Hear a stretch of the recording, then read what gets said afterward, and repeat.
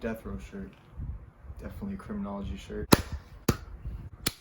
Welcome back, everyone, to another edition of Ez Talks Crim.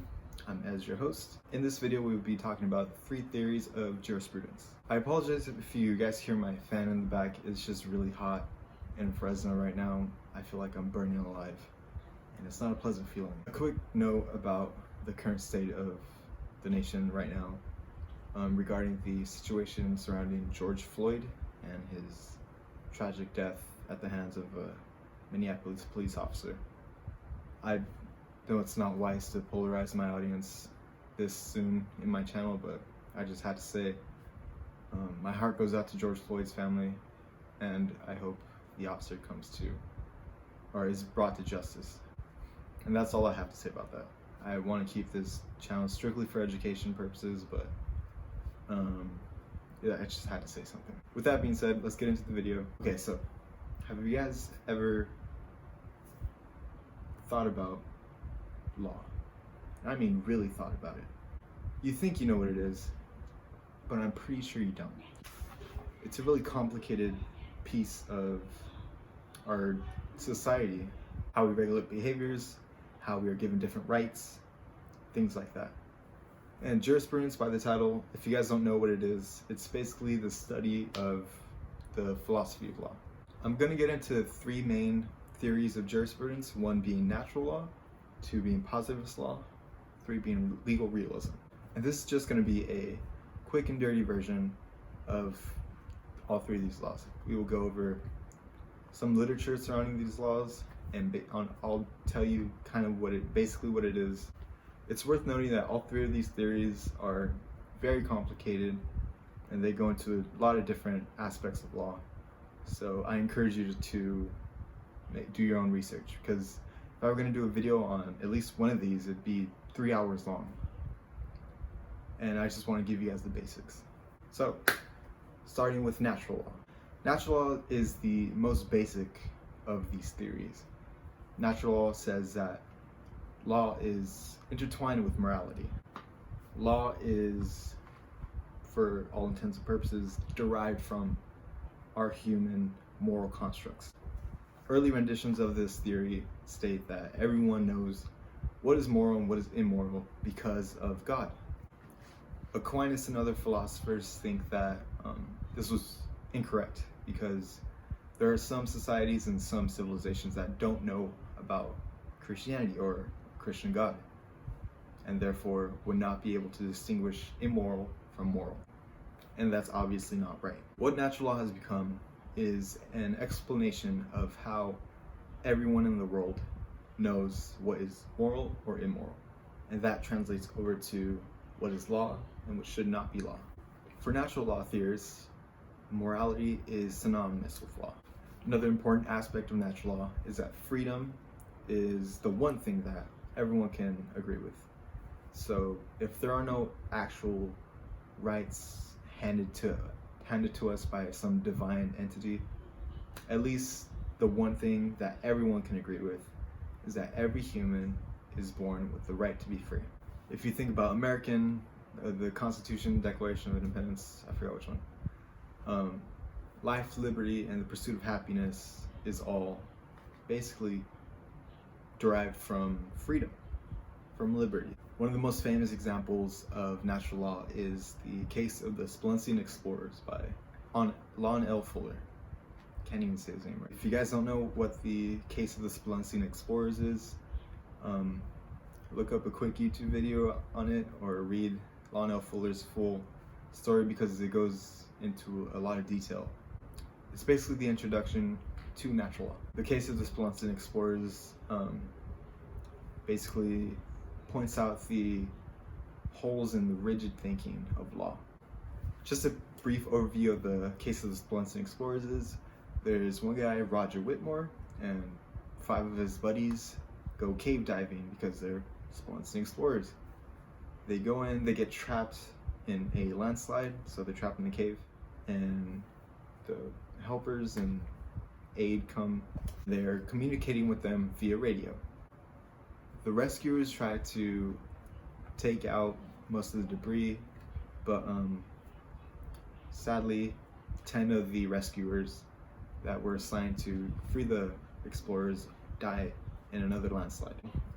Wetmore radios to the rescuers. They're like, hey, how long do we have to live trapped in a place like this? Rescuers are like, I don't know, man, 45 days. Wetmore's like, will we survive 45 days? And they're like, nah, bro, you're probably gonna die. Chances ain't good. And Wetmore's like, okay, man, but what if I eat my friend's leg? And then no response from the rescuers because they're like, what the Wetmore devises a plan. He has some dice and he's like, hey, if this dice lands on your number, he goes to his buddies, if it lands on your number, you're gonna have to sacrifice yourself to the group for our sustenance, for our survival. And everyone's like, for sure, Roger, like, go ahead, man, but make sure yours is on there too, your number's on there. So when they're about to roll the dice, Wetmore backs out, but at the last second, they're like, you know what, we're gonna roll for you. So they roll for Wetmore. Wetmore's number, ironically, is the one chosen. So they eat Wetmore. They find Wetmore's body has been eaten. This brings up a lot of more dilemmas. In this story, there's a bunch of justices deciding the case, one of which backs out. He doesn't want to give judgment on either side. But basically, 2 justices stand out, but I would encourage you to look over all the justices' perspectives. The first justice, who is very important, is that of Justice Truepenny and his opinion. Truepenny is a judge that is very much the letter of the law, and the law should stand. And basically the law surrounding this case is he who willingly takes the life of another will be put to death. To Truepenny, this is obvious. Those guys ate Roger Wetmore. They should be punished. They were under civil law and therefore should be held accountable. It doesn't matter the moral complications of this case. It doesn't matter what you think. It doesn't matter what you feel is right. That is the law, and you were under the civil law of the city. You were within city limits, and therefore you should be punished. The perspective of Justice Foster, however, pokes holes in this theory, or pokes holes in Truepenny's perspectives. Justice Foster claims that these men were not under civil law. They were actually under a state of nature. The environment that they were in, or that was created in that cave, pretty much eroded all civil law, all obligations to civil law. He also claims if this crime had occurred 10 miles away, outside of the city limits, then there would not be any discussion on this. And where's the morality in that? Justice Foster points out that once once society is taken out of an environment, so too is the law binding them. They are instead in a state of nature. In this state of nature, you will do anything to survive, and it shouldn't be held against you once you re-enter society. This example is great for any introduction to natural law if you're trying to get a grasp on what natural law is and what problems it poses for positivist law. It's a great example. So I would encourage you to look up the full story of the Spelunking Explorers. Okay, if you guys are going over John Finnis, he's another author, another natural law theorist. Finnis basically explains that law is sort of something to give humans more predictability. Law is basically something that we authorize and that we allow to give control over us. How is law given any prior authorization? How do we just accept it? Finnis proposes that law is basically derived from our moral gauges. We gauge if the law is reasonable or not, if it's reasonable to follow, basically if the law benefits society in any way, therefore we should follow it. The law is reasonable because it will give us the ability to create a subsisting identity over a lifetime. And basically what he means by this is that we are able to be ourselves, we are able to function correctly, we're able to live our lives without any interference from any governmental agencies or anything like that. Fitness also introduces the idea of a rule of law, something that gives law its moral validity. And these are basically rules such as whoever passes them, that law is equally applicable to them. So basically just fairness, rules of objective reasonableness. I would get into it more, but it's kind of a big, broad idea. And if you guys need me to cover it in a separate video, I will. Just let me know. Moving on to Joel Feinberg and his nature and value of rights. Feinberg basically goes over the differences between claims and rights. The ability of the human to claim certain rights makes that right morally valid. He describes the basically the fictional town of Nowheresville, where the humans and the citizens have duties, but no duties are owed to each other, and that's not really what society should be. Feinberg basically is saying that our ability to claim rights and our ability to access them whenever we go through the legal system is what makes us different from the citizens of Nowheresville. We are able to claim rights, and therefore we are morally valid. We're a morally valid society. Moving on to Hart and are there any natural rights? That's where natural law gets its aspect of the only natural right is the right to be free. Any other right can be broken down into how we are able to be free. And if we as a society are able to accept that every man is born free, then whatever laws we make therefore should be in accordance with that natural right, the right to be free. And if any law violates that natural right to be free, then it is morally invalid and should be abolished. Okay, that's basically it for natural law. Everyone has the right to be free. Law and morality are synonymous, and our ability to claim rights, our ability to access or appeal to morality is what makes us different from a morally invalid society.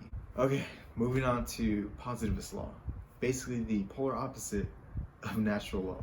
If natural law thinks that law and morality are synonymous, guess what positivist law thinks?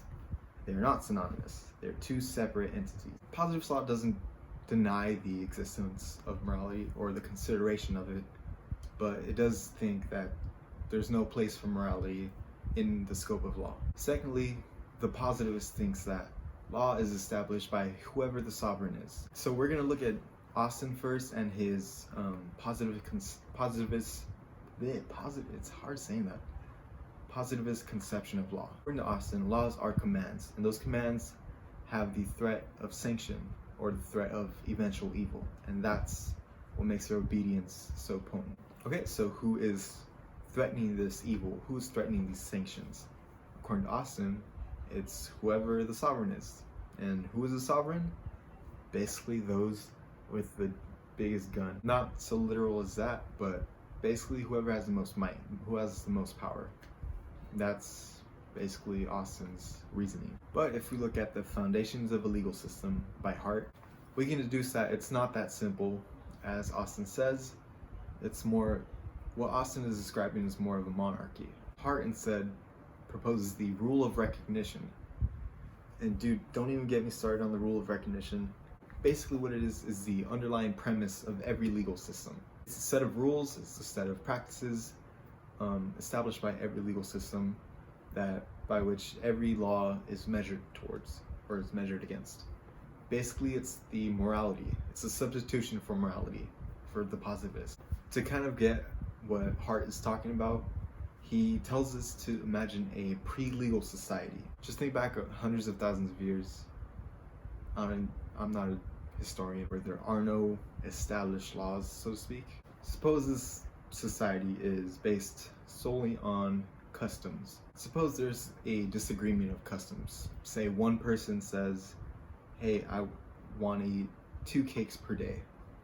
And some guy's like, no dude, you can't eat 2 cakes, you mother. This disagreement ensues, and there's nowhere for these people to say, hey look, there's a law that says 1 cake per day is the maximum, 2 cakes is excessive and therefore illegal. Rule of recognition is a system of laws and prior decisions that we can therefore determine the validity of a disagreement, and we can settle those types of disagreements.